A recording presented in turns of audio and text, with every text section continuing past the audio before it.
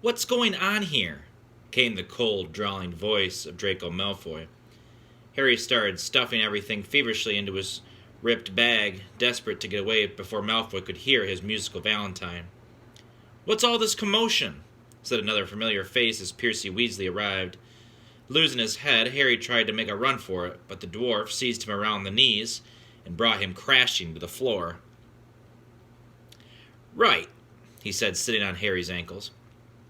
"Here is your singing Valentine. His eyes are as green as a fresh pickled toad. His hair is as dark as a blackboard. I wish he was mine.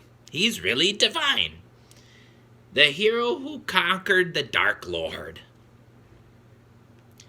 Harry would have given all the gold and Gringotts to evaporate on the spot. Trying valiantly to laugh along with everyone else, he got up, his feet numb from the weight of the dwarf, as Percy Weasley did his best to disperse the crowd, some of whom were crying with mirth. Off you go, off you go.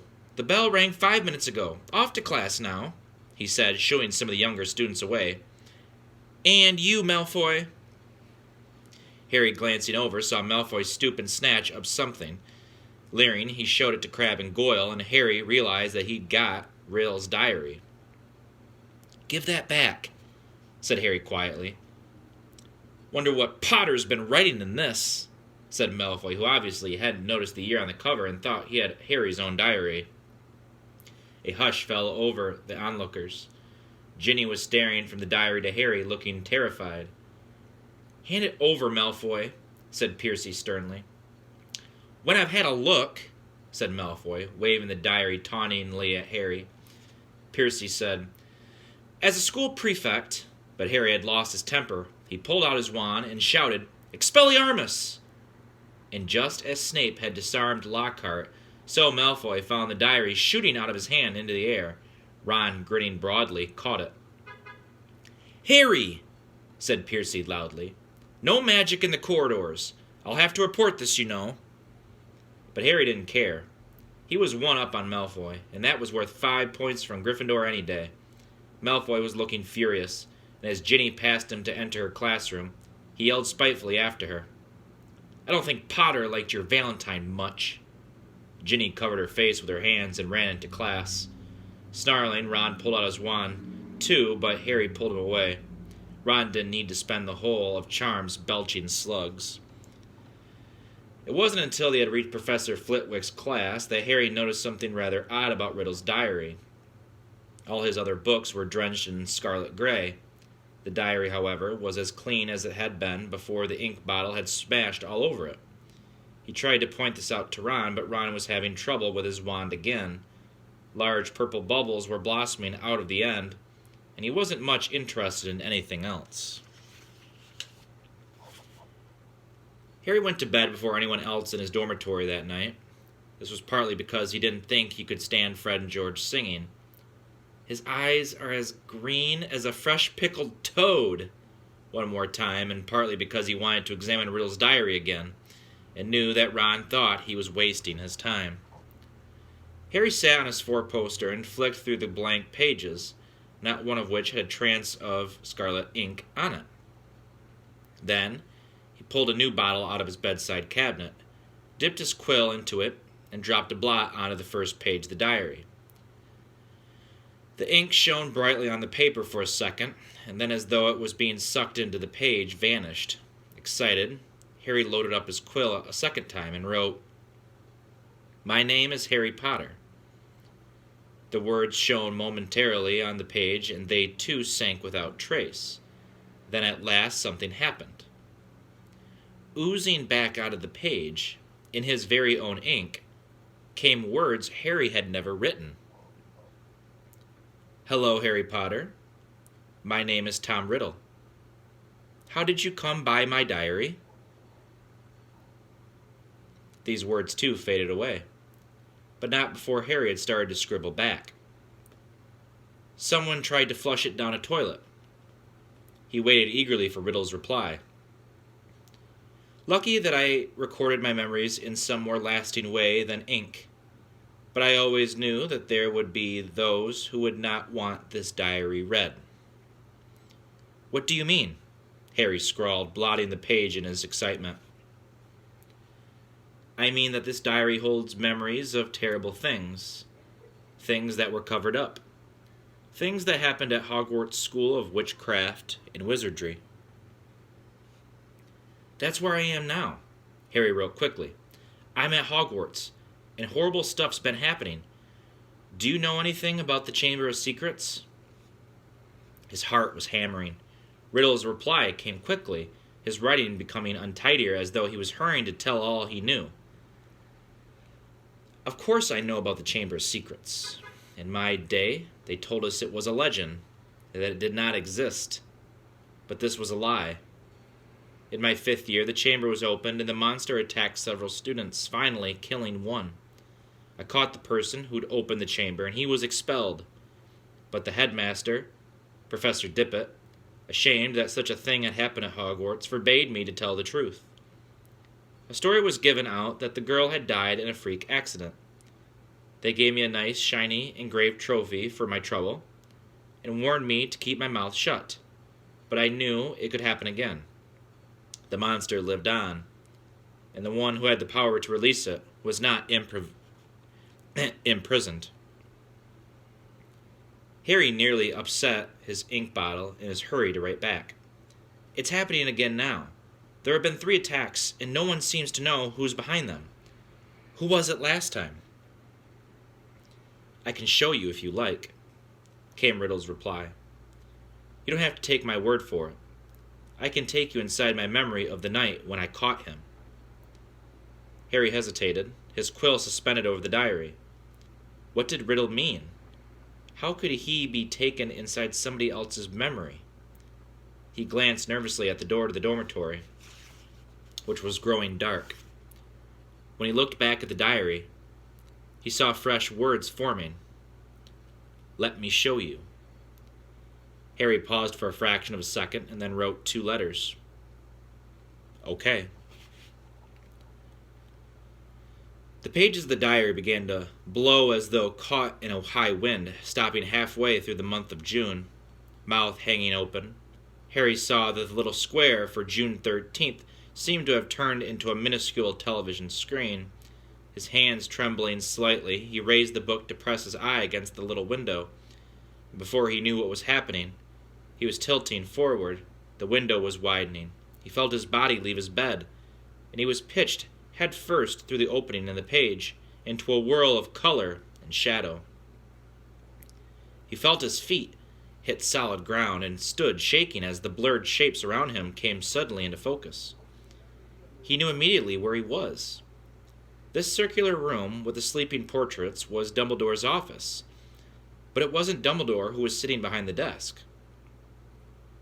A wizened, frail-looking wizard, bald except for a few wisps of white hair, was reading a letter by candlelight. Harry had never seen this man before. I'm sorry, he said shakily. I didn't mean to butt in. But the wizard didn't look up. He continued to read, frowning slightly. Harry drew nearer to his desk and stammered. I'll just go, shall I? Still the wizard ignored him. He didn't seem even to have heard him. Thinking that the wizard might be deaf, Harry raised his voice. Sorry I disturbed you. I'll go now, he half shouted. The wizard folded up the letter with a sigh, stood up, walked past Harry without glancing at him, and went to draw the curtains at his windows. The sky outside the window was ruby red. It seemed to be some sunset. The wizard went back to the desk, sat down, and twiddled his thumbs, watching the door. Harry looked around the office. No Fawkes the Phoenix. No whirring silver contraptions. This was Hogwarts, as Riddle had known it, meaning that this unknown wizard was headmaster, not Dumbledore. And he, Harry, was little more than a phantom, completely invisible to the people of 50 years ago. There was a knock on the office door. Enter, said the old wizard in a feeble voice. A boy of about 16 entered, taking off his pointed hat. A silver prefect's badge was glinting on his chest. He was much taller than Harry, but he, too, had jet black hair. Ah, Riddle, said the headmaster. You wanted to see me, Professor Dumbledore? You wanted to see me, Professor Dippet? Said Riddle. He looked nervous. Sit down, said Dippet. I've just been reading the letter you sent me. Oh? Said Riddle. He sat down, gripping his hands together very tightly. My dear boy, said Dippet kindly, I cannot possibly let you stay at school over the summer. Surely you want to go home for the holidays? No, said Riddle at once. I'd much rather stay at Hogwarts than go back to that. You live in a Muggle orphanage during the holidays, I believe, said Dippet curiously. Yes, sir, said Riddle, reddening slightly. You are Muggle-born? Half-blood, sir, said Riddle. Muggle father, witch mother. And are both your parents? My mother died just after I was born, sir. They told me at the orphanage she lived just long enough to name me. Tom after my father. Marvolo after my grandfather. Dippet clucked his tongue sympathetically. The thing is, Tom, he sighed, special arrangements might have been made for you, but in the current circumstances... You mean all these attacks, sir? Said Riddle, and Harry's heart leapt, and he moved closer, scared of missing anything. Precisely, said the headmaster. My dear boy, you must see how foolish it would be of me to allow you to remain at the castle when term ends, particularly in light of the recent tragedy, the death of that poor little girl. You will be safer by far at your orphanage. As a matter of fact, the Ministry of Magic is even now talking about closing the school. We are no nearer locating the source of all this unpleasantness. Riddle's eyes had widened. Sir, if the person was caught, if it had all stopped... What do you mean? Said Dippet, with a squeak in his voice, sitting up in his chair. Riddle, do you mean you know something about these attacks? No, sir, said Riddle quickly. But Harry was sure it was the same sort of no that he himself had given Dumbledore. Dippet sank back, looking faintly disappointed. You may go, Tom. Down the moving spiral staircase they went, emerging next to the gargoyle in the darkening corridor. Riddle stopped, and so did Harry, watching him.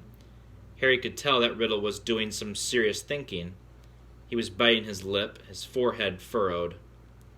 Then, as though he had suddenly reached a decision, he hurried off, Harry gliding noiselessly behind him. They didn't see another person until they reached the entrance hall, when a tall wizard with long, sweeping auburn hair and a beard called to Riddle from the marble staircase. What are you doing, wandering around this late, Tom? Harry gaped at the wizard.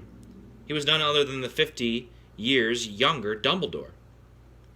I had to see the headmaster, sir, said Dumbledore. Well, hurry off to bed, said Dumbledore, giving Riddle exactly the kind of penetrating stare Harry knew so well. Best not to roam the corridors these days, not since... He sighed heavily, bade Riddle good night, and strode off. Riddle watched him walk out of sight, and then, moving quickly, headed straight down the stone steps to the dungeons with Harry in hot pursuit. But to Harry's disappointment, Riddle led him not into a hidden passageway or a secret tunnel, but to the very dungeon in which Harry had potions with Snape. The torches hadn't been lit, and when Riddle pushed the door almost closed, Harry could only just see him, and standing stock still by the door, watching the passage outside. It felt to Harry that they were there for at least an hour. All he could see was the figure of Riddle at the door, staring through the crack, waiting like a statue. And just when Harry had stopped feeling expectant and tense and started wishing he could return to the present, he heard something move beyond the door. Someone was creeping along the passage. He heard whoever it was pass the dungeon where he and Riddle were hidden. Riddle, quiet as a shadow, edged through the door and followed, Harry tiptoeing behind him, forgetting that he couldn't be heard. For perhaps 5 minutes they followed the footsteps until Riddle stopped suddenly. His head inclined in the direction of new noises, Harry heard a door creak open, and then someone speaking in a hoarse whisper. "Come on. Gotta get you out of here. Come on now. In the box." There was something familiar about that voice. Riddle suddenly jumped around the corner. Harry stepped out behind him. He could see the dark outline of a huge boy who was crouching in front of an open door, a very large box next to it.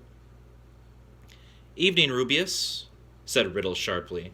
The boy slammed the door shut and stood up. "What are you doing here? Down here, Tom." Riddle stepped closer. "It's all over," he said. "I'm going to have to turn you in, Rubeus. They're talking about closing Hogwarts if the attacks don't stop." "What do you—" "I don't think you meant to kill anyone, but monsters don't make good pets. I suppose you just let it out for exercise and—" "It never killed no one," said the large boy, backing against the closed door. From behind him, Harry could hear a funny rustling and clicking. "Come on, Rubeus," said Riddle, moving yet closer. "The dead girl's parents will be here tomorrow. The least Hogwarts can do is make sure that the thing that killed their daughter is slaughtered." "It wasn't him!" roared the boy, his voice echoing in the dark passage. "He wouldn't! He never!" "Stand aside," said Riddle, drawing out his wand. His spell lit the corridor with a sudden flaming light. The door behind the large boy flew open with such force it knocked him into the wall opposite, and out of it came something that made Harry let out a long, piercing scream unheard by anyone. A vast, low-slung, hairy body and a tangle of black legs, a gleam of many eyes, and a pair of razor-sharp pincers. Riddle raised his wand again, but he was too late. The thing bowled him over as it scuttled away, tearing up the corridor and out of sight. Harry scrambled to his feet, looking after it. He raised his wand, but the huge boy leapt on him, seized his wand, and threw him back down, yelling, "No!" The scene whirled. The darkness became complete.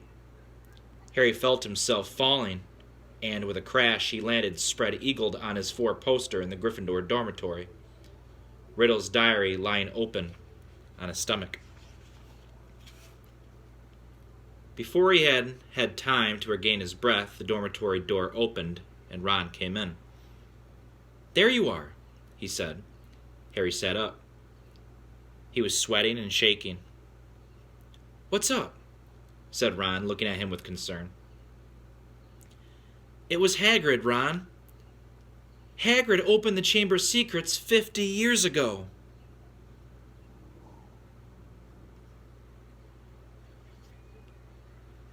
So ends another chapter of Harry Potter and the Chamber of Secrets. We are going to move on to Chapter 14. And Chapter 14's title is Cornelius Fudge. I will probably have the next chapter read to you kids. I would say I'll probably post that video either on Wednesday or Thursday. I think more likely on Wednesday, so in a couple days. Alright kids, until then, happy reading. And once again, happy birthday, Emmeline.